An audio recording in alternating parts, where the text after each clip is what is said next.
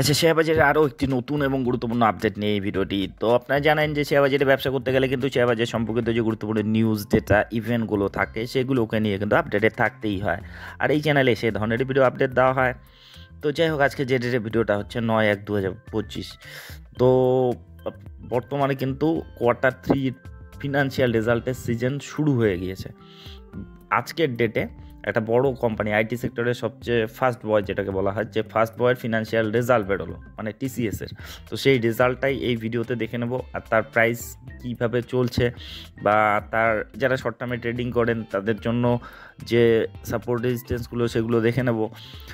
আর মোট কথা, এটা ভীষণ ইম্পর্টেন্ট। টাটার কনসালটেন্সি সার্ভিসের যে ফিনান্সিয়াল রেজাল্টটা, দেখুন ফার্স্ট বয় মানে এটা আইটি সেক্টরের মধ্যে সবচেয়ে বড় কোম্পানি।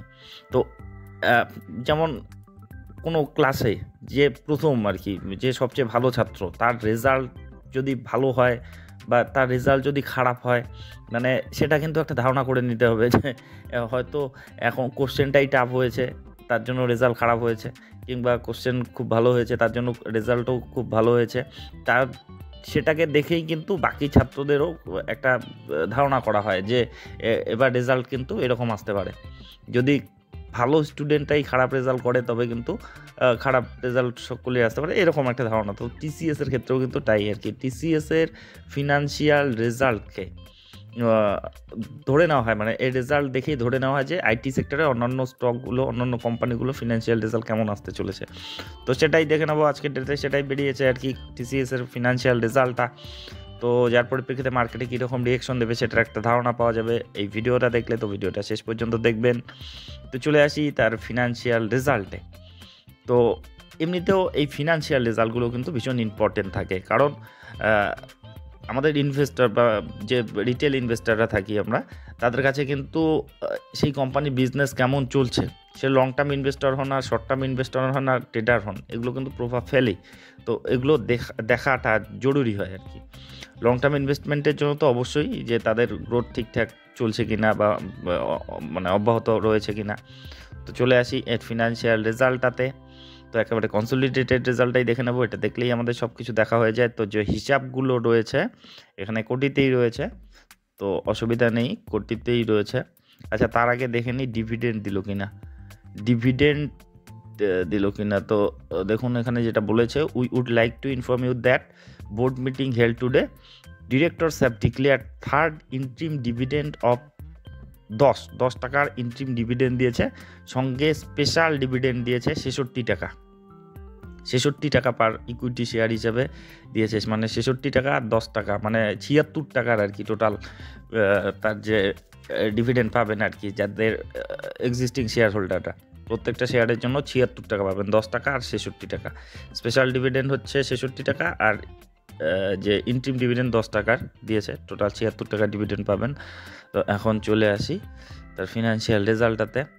তো কোটিতেই রয়েছে হিসাবগুলো। প্রথমে চলে আসি ইনকামটা কী করলো। তো এই কোয়ার্টারে তাদের যেটা ইনকাম হয়েছে 65,216 কোটি, 65,216 কোটি। আর যেটা আগের কোয়ার্টার ছিল 64,988 কোটি। 64,988টা কোয়ার্টারলি 65,216 হয়েছে, মানে বেড়েছে, সামান্যই বেড়েছে। বা সামান্যই বলতে কি, এরকমই আর কি, এত বড় কোম্পানির গ্রোথটা সেরকম এরকমই এভারেজ থাকে। যেমন এক বছর আগে ছিল 61,445 কোটি, সেখান থেকে 65,216 কোটি, 61টা 65 হয়েছে। আর কোয়ার্টারলি 64,988টা 65,216 হয়েছে। কোয়ার্টারলি ইয়ারলি তাদের ইনকাম বেড়েছে।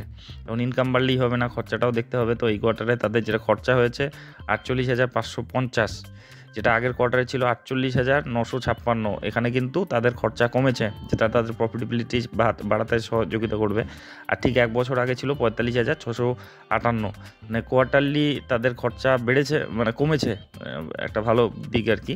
আর ইয়ারলি তো বেড়েছে আর কি, 45,000 48,000 হয়েছে, আর কোয়ার্টারলি কিন্তু কমেছে। এখন এই খরচাটাকে তাদের ইনকাম থেকে বাদ দিলে যেটা থাকে প্রফিট বা লস, তো অবশ্যই প্রফিটেই রয়েছে। তো যেটা পিবিটি, প্রফিট বিফোর ট্যাক্স, সেটা হচ্ছে 16,666 কোটি, যেটা আগের কোয়ার্টারে ছিল 16,032 কোটি। দেখুন খরচা কমে যাওয়াতে তাদের যে প্রফিট বিফোর ট্যাক্স পিবিটিটা কিন্তু অনেকটাই বেড়েছে।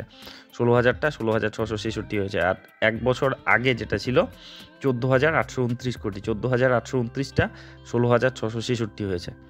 তো ইয়ারলি কিন্তু ভালো রকমই বেড়েছে, 14,000টা 16,000 হয়েছে। আর কোয়ার্টারলিও কিন্তু বেড়েছে, কোয়ার্টারলি ইয়ারলি তাদের গ্রোথ ঠিকই রয়েছে। পিবিটি যেটা আর কি, এটাই সব কিছু না। এখন ট্যাক্স দিতে হবে, ট্যাক্স দেওয়ার পর কত টাকা তারা ঘরে ঢোকালো, যেটা হচ্ছে প্রফিট ফর দ্য পিরিয়ড, মানে ট্যাক্স অ্যাডজাস্টমেন্টের পরে। তো এই কোয়ার্টারে তাদের যেটা প্রফিট হয়েছে 12,444 কোটি, যেটা আগের কোয়ার্টারে ছিল 11,955 কোটি। 11,955টা কোয়ার্টারলি 12,444 হয়েছে, মানে বেড়েছে। আর এক বছর আগে ছিল 11,097 কোটি, সেখান থেকে 12,444 কোটি হয়েছে। তো কোয়ার্টারলি ইয়ারলি দুটো ক্ষেত্রেই কিন্তু তাদের প্রফিটেবিলিটি বেড়েছে, মানে তাদের যেটা এভারেজ পারফরমেন্স সেটা কিন্তু তারা অব্যাহত রেখেছে, ঠিকঠাকই রেখেছে। আচ্ছা, এখন দেখি তার ইপিএসটা কোথায় গেল, ডিভিডেন্ড ইকুইটি পাস শেয়ার।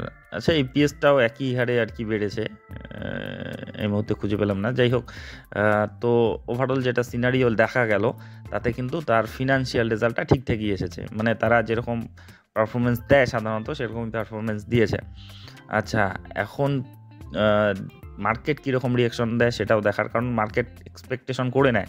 তো যেটা দেখা যাচ্ছে আর কি আপডেটগুলোতে, তাতে তাদের যেটা এক্সপেকটেশন ছিল মার্কেটে সেরকমই কিন্তু হয়েছে আর কি। তাদের মানে এক্সপেকটেশনের একেবারে না এক্সপেকটেশনের উপরে গিয়েছে না নিচে গিয়েছে, একেবারে বর্ডার লাইনে আর কি, ঠিকঠাকই রয়েছে আর কি। Net profit rises 12%, year on year বেসিসে 12% বেড়েছে। তো এরকম আর কি তার ফিনান্সিয়াল রেজাল্টটা হয়েছে। আচ্ছা, এর যদি আপনি দেখেন প্রাইস চার্টটা 4,044 টাকায় বর্তমানে চলছে। মোটামুটি একটা হাই মারার পর কিছুটা কিন্তু কারেকশনে রয়েছে। ওভারঅল মার্কেটও এখন একটু ডাউন ট্রেন্ডেই রয়েছে, আমাদের ভারতীয় মার্কেট আপনারা জানেন। তো গত 6 মাস থেকে কিন্তু কোনো রিটার্ন পাওয়া যায়নি, তো শেয়ারগুলো সেভাবেই চলছে। তো এটার যদি রিসেন্ট পারফরমেন্স দেখেন, গত এক বছরে কিন্তু তেমন পারফরমেন্স নেই, মাত্র 9%-এর মতো, 9.5%-এর মতো দিয়েছে। তো এই ধরনের কোম্পানিগুলোতে যেটা এক্সপেকটেশন থাকে আর কি 5 বছরে টাকা ডবল করে দেওয়ার মতো, তো এখানে গত 5 বছরে 82%-এর মতো রিটার্ন দেখা যাচ্ছে। ইদানিং একটু স্লো ডাউন হয়েছে, সেটা বলতেই হবে। তো এখন যদি টেকনিক্যাল চার্টটা একটু দেখেন, টেকনিক্যাল চার্টটাতে যদি দেখুন একটা ট্রেন্ড লাইনের মধ্যে রয়েছে, ট্রেন্ড লাইনে যেটা এই যে ট্রেন্ড লাইনটা এখানে রয়েছে আর কি। তো এই ট্রেন্ড লাইনের যেটা এখন চলছে আর কি 4,000 টাকা আর কি, 4,000 টাকার লেভেলটা যদি ভাঙে তবে 3,900 টাকার লেভেলে কিন্তু চলে আসতে পারে। তারপরে সেটাও যদি ভাঙে, এগুলো সাপোর্টের কথা বলা হচ্ছে আর কি, এই সাপোর্টটাও যদি ভাঙে তবে 3,775 টাকা, 3,750 টাকার কাছাকাছি আসতে পারে। সেটা ভাঙলে 3,600 টাকার কাছাকাছি আসতে পারে। এগুলো নিচের দিকে এরকম আর কি। এখন রিয়াকশন কীরকম দেয় মার্কেট সেন্টিমেন্টের উপরেও নির্ভর করবে, আর তারপরে নির্ভর করবে ফিনান্সিয়াল রেজাল্টটা। দেখুন ফিনান্সিয়াল রেজাল্টটা কিন্তু ঠিকঠাকই এসেছে, খারাপ আসেনি আর কি। তো সেক্ষেত্রে নিচের দিকে বড় মুভমেন্ট না হওয়ারই সম্ভাবনা বেশি রয়েছে। আর উপরের দিকে যদি যায় তবে 4173 টাকা, মানে 4200 টাকার কাছাকাছি কিন্তু একটা রেজিস্ট্যান্স পাবে, 4200 টাকার কাছাকাছি। আর সেটা ভাঙলে 4400 টাকার কাছাকাছি, বা বলতে গেলে 4500 টাকার কাছাকাছি কিন্তু চলে যাওয়ার একটা সম্ভাবনা থাকবে। তো যারা শর্ট টার্মে ট্রেডিং করেন আর কি, তাদের জন্য এই বিষয়গুলো জানার থাকে বা দেখার থাকে আর কি, সাপোর্ট রেজিস্ট্যান্সগুলো। তো যাই হোক, ওভারঅল টিসিএসের যেটা ফিনান্সিয়াল রেজাল্ট এসেছে তা ঠিকঠাকই এসেছে। এখন রিয়াকশনটা আচ্ছা দেখে নি কখন এসেছে এর ফিনান্সিয়াল রেজাল্টটা। এর ফিনান্সিয়াল রেজাল্টটা কিন্তু মার্কেট ক্লোজ হওয়ার পরে 4:13 এটা আর কি এসেছে মার্কেটে আর কি, মানে এটা আউট হয়েছে, রেজাল্টটা পাবলিশ হয়েছে 4:13, মানে মার্কেট ক্লোজ হওয়ার পরে। তো এক্ষেত্রে রিয়াকশনটা আজকে দেখা যায়নি, আগামীকাল কিন্তু দেখা যাবে। আর এই রিয়াকশনের উপর নির্ভর করেই কিন্তু বাকি যে কোম্পানিগুলোরও কিন্তু ধারণা। আর প্রথমে টিসিএসের বেরোলো, এরপরে একে একে ইনফোসিস, এসিএল টেক এগুলোরও বেরোবে। তো যা ফিনান্সিয়াল রেজাল্ট দেখা গেল যে মাঝখানে কিন্তু একটা ফ্ল্যাটিশ ভাব এসেছিল পুরো আইটি সেক্টরটাতে। তাদের যে প্রফিটেবিলিটি সব কিছুর মধ্যে ফ্ল্যাটিশ একটু ডাউনই হয়েছিল। তো তুলনামূলক এবার কিন্তু সেটা ইমপ্রুভমেন্ট দেখিয়েছে আর কি। আর এর যদি আজকের ডেটে রিঅ্যাকশন দেখেন, আজকের ডেটে এটা মোটামুটি 1.5% মতো কিন্তু কারেক্ট হয়েছে, মানে 64 টাকার মতো আজকে নিচের দিকে নেমেছে। তো যাই হোক, এই ফিনান্সিয়াল রেজাল্টের রিঅ্যাকশনটা আগামীকালকেই বোঝা যাবে। তো এই ফিনান্সিয়াল রেজাল্টের আপডেট নিয়ে এই ভিডিওটা ছিল। তো এ ধরনের আপডেট যদি আপনাদের উপকারে লেগে থাকে তবে অবশ্যই চ্যানেলটি সাবস্ক্রাইব করে রাখবেন।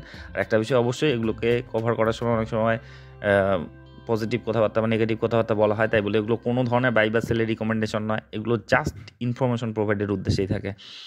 তো আপনারা যখন ইনভেস্টমেন্ট বা ট্রেডিং করতে যাবেন অবশ্যই নিজস্ব অ্যানালাইসিস করবেন, আরও ডিপলি অ্যানালাইসিস করবেন, আপনার ফিনান্সিয়াল অ্যাডভাইজারের উপদেশ নেবেন। আর ভিডিওটি শেষ পর্যন্ত দেখার জন্য ধন্যবাদ।